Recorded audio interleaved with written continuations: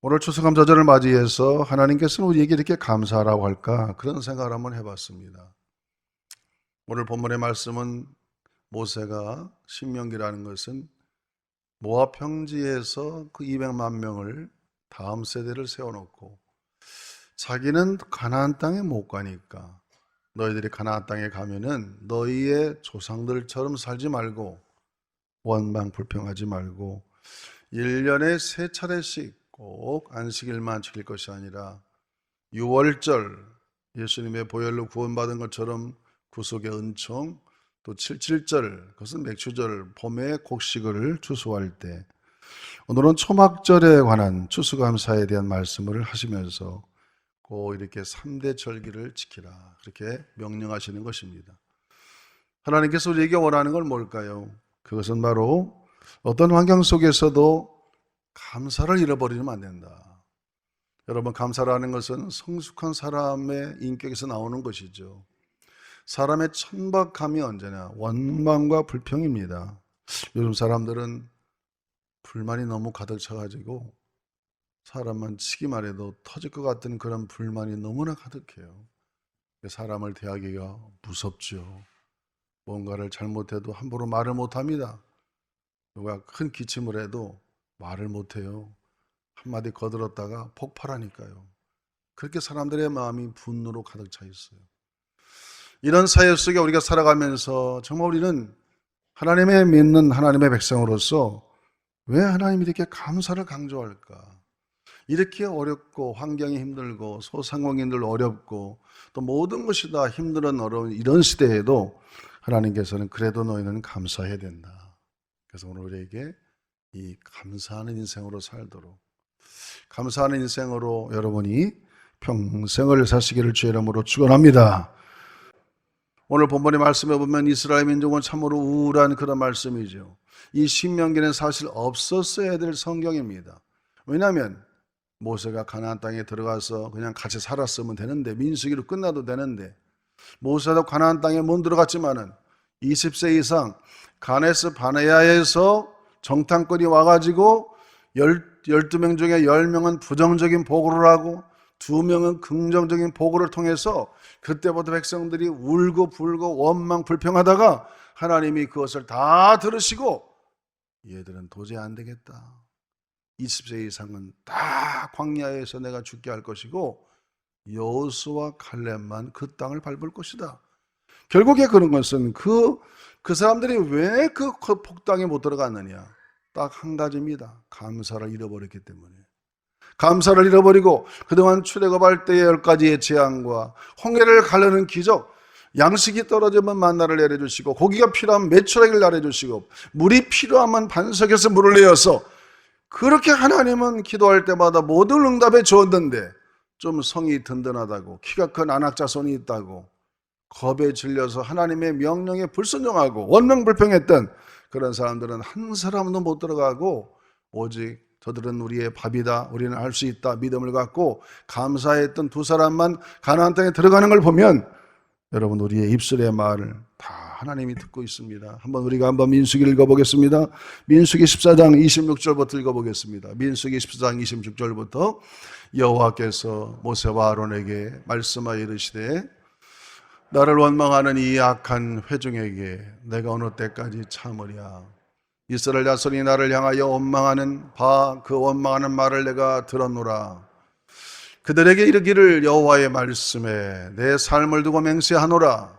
너희 말이 내 귀에 들린 대로 내가 너희에게 행하리니 너희 시체가 이 광야에 엎드러질 것이라. 너희 중에서 20세 이상으로서 계수된 자는 곧 나를 원망한 자 전부가 여분대의 아들 갈렙과 논의 아들 여호수아 외에는 내가 맹세하여 너희에게 살게 하리란 땅에 결단코 들어가지 못하리라.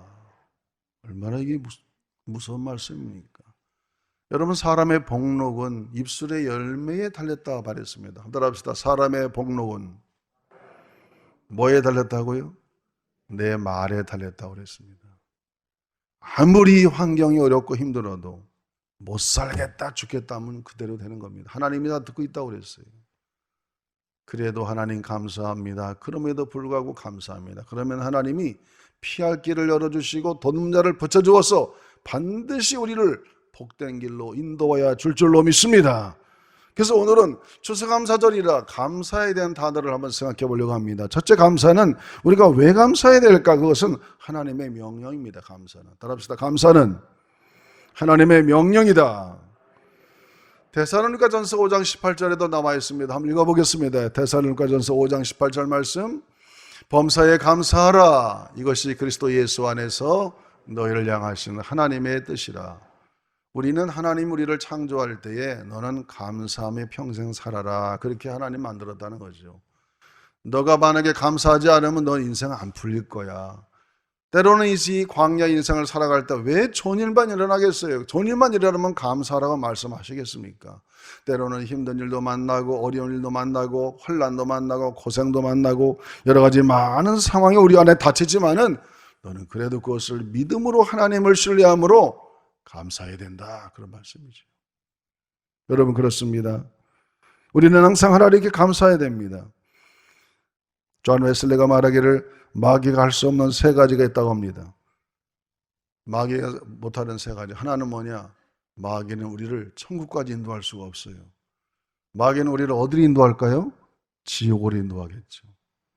마귀는 또 우리를 웃게 할 수 없어요. 사람이 웃는다는 것은 기쁨이 있어야 웃는데 여러분 웃으면 복이 온다고 하잖아요. 여러분 한번 마스크를 꼈지만은 눈웃음이라도 한번 쳐보시기 바랍니다. 웃어보세요. 하나님 앞에 왔으니 오늘 추수감사절에 비록 한 해 동안 마스크 끼고 힘든 인생을 살았지만 그래도 하나님 은혜 감사해서 여러분 웃으시기를 주의 이름으로 축원합니다.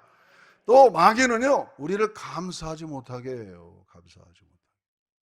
그저 입만 열면 원망하게 만들어요. 행여나 여러분 마음속에 그저 입만 열었다면 원망 불평하는 사람이 있으면은 어느 날 거울 앞에 딱 서가지고 야 너는 왜 이렇게 원망이 많으냐, 네 속에 마귀가 들어간 거 아니야? 입술을 좀 탁탁 치면서 감사로 바꿔라. 할렐루야. 우리가 좀 감사하는 입술로 바뀌기를 주의 이름으로 축원합니다. 그래서 웨슬리는 말합니다. 신자의 세 가지 표식이 뭐냐?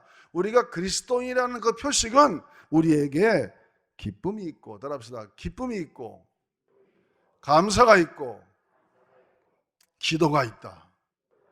그러면 그게 그리스도인이라는 사실이죠. 예수 믿으면서도 오늘 특송했잖아요. 찬양, 주님이 우리를 구원하신 사랑, 하나님의 사랑, 그 어마어마한 사랑, 그 사랑은 그 누구도 빼앗아갈 수가 없습니다. 우리가 때로는 질병에 걸릴 수도 있고 때로는 사업하다가 안 될 수도 있고 여러 가지 많은 환경은 다 빼앗아갈 수 있지만은 우리 하나님께서 그리스도를 보내서 우리를 구원하신 그 구원의 사랑은 그 누구도 우리를 빼앗아갈 수가 없어요. 그러므로 그 사랑 앞에 우리는 날마다 감사하며 살아가야 될 줄로 믿습니다. 요즘에 감사 십계명이라는 게 많이 돌아다니더라고요. 여러분 인터넷 쳐보면요 감사 십계명이 있어요. 저도 한번 쭉 써봤습니다. 감사 십계명 첫 번째가 뭘까요? 좀 읽어보겠습니다. 생각이고 감사다. 두 번째, 작은 것부터 감사하라. 한번 따라 하세요. 세 번째, 자신에게 감사하라. 이거는 좀 설명이 필요해요. 사람이 너무 나를 학대하면 안 됩니다. 나도 나를 인정하지 않았는데 누가 나를 인정하겠어요? 여러분 거울을 보시고 다 쳐다보면서 야, 너 괜찮은 사람이야. 나의 자아상을 좋게 갖기를 축원합니다. 나는 하나님의 자녀다. 구원받은 백성이야.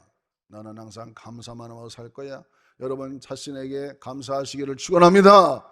네 번째, 일상을 감사하라. 다섯 번째, 문제를 감사하라. 여섯 번째, 더불어 감사하라. 같이 감사하라는 거죠. 일곱 번째, 그럼에도 불구하고 감사하라. 여덟 번째, 잠들기 전 시간에 감사. 여러분 잠들 때 침대에 누워서 제일 먼저 뭘 생각합니까? 오늘 누굴 만나는데 그놈이 괘씸하단 말이야. 그렇게 생각하면 마귀가 들어가요. 여러분 마귀가 동침하게 되는 겁니다. 하루를 보내면서 침대에 누웠을 때는 오늘 하루 속에 하나님이 나와 어떻게 함께 하셨고 하나님이 나와 성령과 내가 어떻게 속삭였는가를 기억하면서 감사합니다, 감사합니다 이렇게 하면 한 3번만 하면 잠이 꼬르르 올 줄로 있습니다. 그래서 우리가 감사하는, 자기 전에 감사라는 거예요. 9번째, 감사의 능력을 믿고 감사하라. 그 다음에 10번째는 모든 것에 감사하라. 여러분, 모든 일에 감사하시기를 축원합니다. 둘째로는 왜 우리가 감사해야 되고 무엇을 감사해야 되는가? 무엇을 감사해야 되냐면 그냥 모든 일에 감사하라는 거예요. 따라합시다. 모든 일에 감사하자. 이 감사라는 단어를 왜 영어에는 THANK로 했을까? 왜? 이 생각이라는 게 THINK잖아요. H자하고 H자 하나만 달라요. 그러니까 생각해 보면은 감사가 된다. 그러니까 생각과 감사는 서로 이끌어가 된다는 거죠. 생각 없는 사람이 원망하는 거예요. 불평하는 거예요. 네가 좀 깊이만 생각해 보면 너 그래도 감사할 게 많잖아. 얼마나 감사한 게 많은데 왜 자꾸 생각 없이 불평하고 원망하느냐. 그러므로 우리는 항상 하나님 앞에 생각하며 감사하시고 불평은 다 여러분의 마음속에서 살아나가기를 주의 이름으로 축원합니다. 그래서 오늘 제가 여러분과 함께 찬송을 같이 한번 부르려고 그래요. 429장 아까 부르는 찬송 한번 가사를 음미하면서 같이 불러보겠습니다. 429장 세상 모든 북파너를 흔들 때 우리 감사 찬송합시다. 제가 이 찬송물을 배워서 1절에서 3절을 쭉 한번 다시 읽어보니까 세상 모든 부포가 너를 흔들어 약한 마음이 될 때 너 낙심하지 마. 이미 너에게 하나님이 얼마나 많은 복을 주었어. 그 복을 한번 헤어봐. 그리고 2절에는 세상 근심 걱정이 너를 누르고 어찌 이렇게 나만 십자가가 많은가? 하나님 왜 나에게는 이렇게 십자가가 무거워요? 왜 내가 이렇게 십자가를 져야 됩니까? 그렇게 인생을 살아가는 분에게 주님께서 말씀하십니다. 야, 그래도 내가 너에게 준 복이 얼마나 많니? 한몫을 계산해 봐. 그렇게 말씀하시고 세상 권세 너희 앞길을 막을 때 주만 믿고 낙심하지 말고 너 너무 낙심하지 마라. 또 예수 믿는 순간 성령도 선물을 줄 뿐만 아니라 너에게 수천사를 보내줘 가지고 천사가 너와 함께해서 너를 도와준다. 할렐루야. 여러분 이 가사가 얼마나 여러분에게 위로가 되고 힘이 되는지 모릅니다.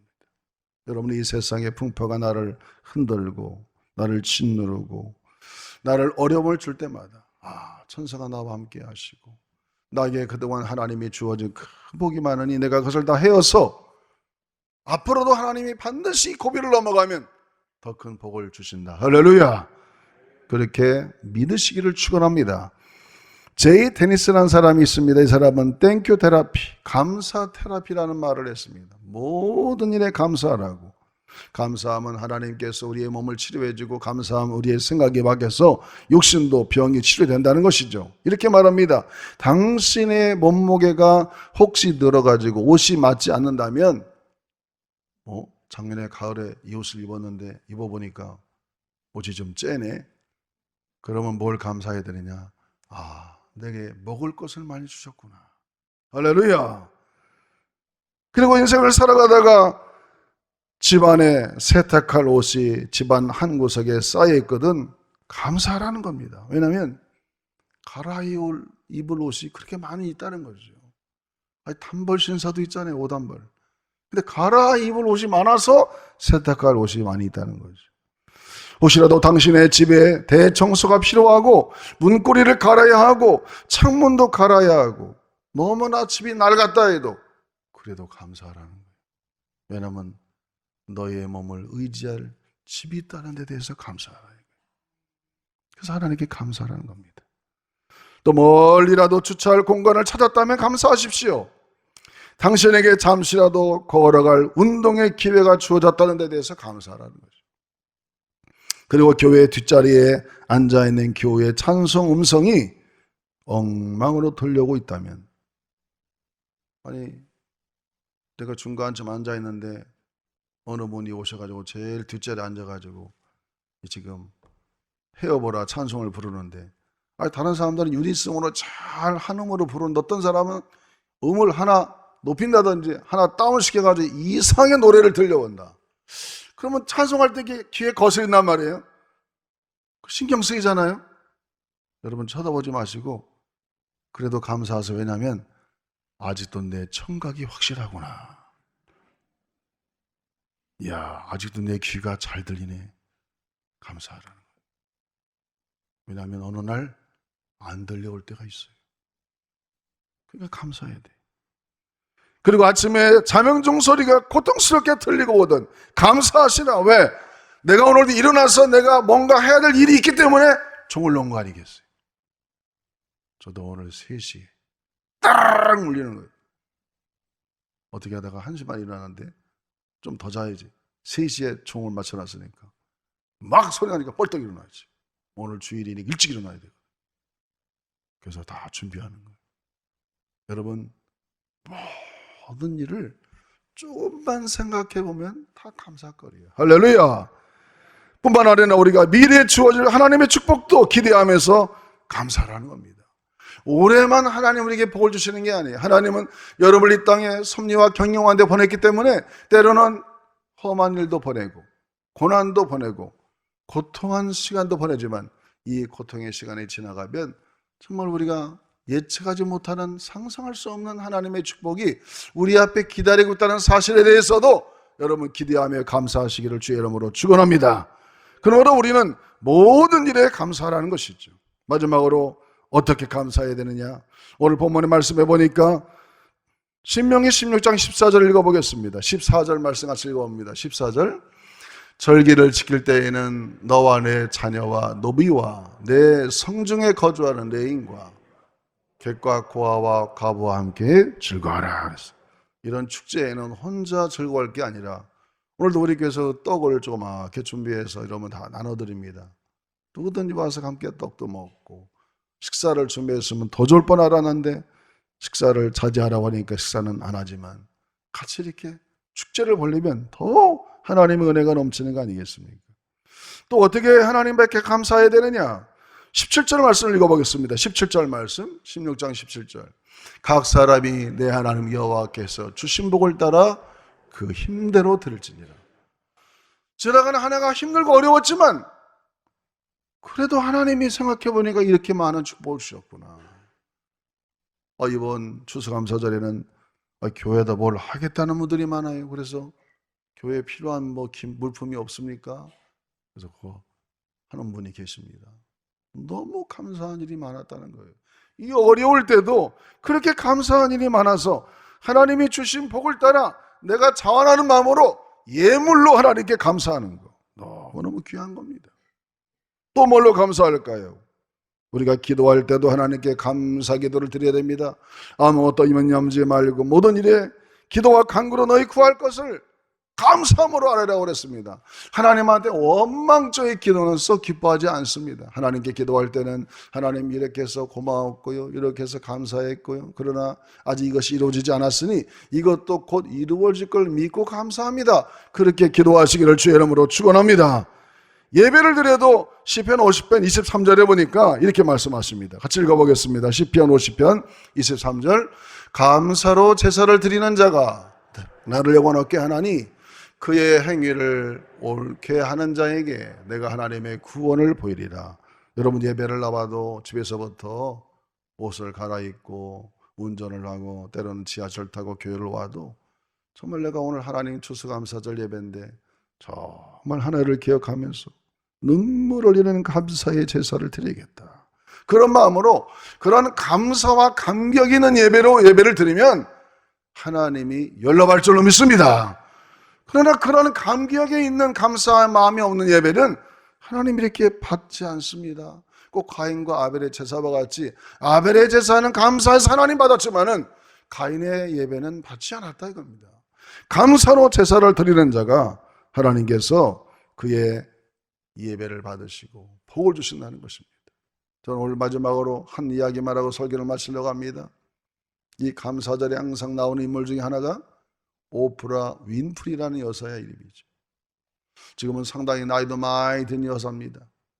그런 태어날 때부터 너무나 저주스러운 태어남이었어요.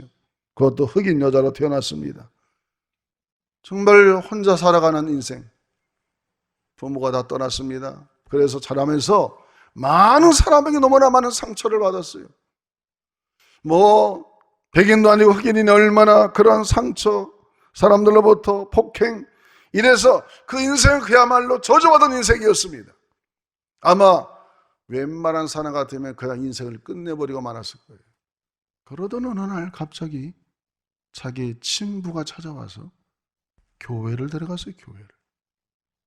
교회를 갔는데 아마 자기의 삶을 얼마나 비관하고 슬픈 인생이겠어요. 그러다 보니까 철이 일찍 났는지 이 말씀을 깨닫게 됐어요. 이렇게 추수감사절에 왔다든지 아멘 욕과 같은 그런 설교를 들은 것 같습니다. 여러분, 욥은 한 번에 10 자녀를 잃어버리고 물질 그만둔 거 다 잃어버리고 자기의 몸에는 막 창질이 나서 기왓장으로 긁어야 되고, 그것도 아내는 하나님이 계시기는 어디 계셔, 하나님을 저주하고 죽으라 하면서 집을 나가버리고 완전히 사면초가 가운데, 여러분 욥은요 굉장히 조심했어요. 말하는 걸 이렇게 말했습니다. 따라합시다. 주신 이도 하나님이시고 가져가신 이도 하나님이시다. 얼마나 깊은 생각 가운데 그런 말을 하겠어요. 그렇지, 생각해보니까 내가 나올 때 애들 10명 데리고 나왔어요?